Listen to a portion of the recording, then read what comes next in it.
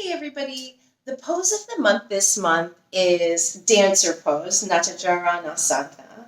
Natarajanasana, dancer pose, also called Lord of the Dance. And it's part of Journey into Power, right? So we all pretty much know how to teach the pose, but I wanted to just go over it briefly with you and a couple of modifications that you can use this month as you teach the pose.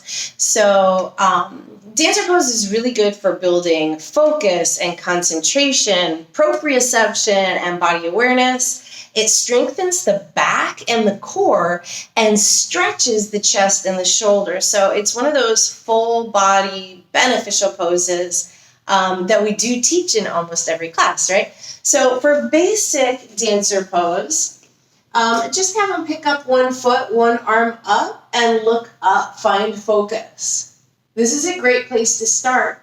With my class this week, we're actually starting with our hand on the wall. So we're going to face the wall, which doesn't make for a good video, but we're facing the wall, we're bringing our foot up behind us, and then leaning into the wall, which is a great quad stretch and shoulder, armpit, arm stretch as well. So that's another modification that you could use. As your students, advance through the poses, we're going to try to get them to catch their back foot from the inside of the ankle. Instead of the outside, catch it from the inside. Flex the back foot and press it up to the sky. Now you can do whatever you want with your hands. I see some people hold them straight out, some up. Yoga teaches us that the type of energy you put out into the world is what you receive back. So I like to make a peace sign in my dancer pose. Yeah? So another one that you can do is dancing mermaid. So similar to mermaid pose that we practice from pigeon, but now you're standing up. So you catch that back foot, pull your ankle up into your elbow, and then reach your hands together for dancing mermaid. Yep. And then, of course, there is king dancer. Is that what we call it? We call it something like that. King dancer, where you're going to use your strap.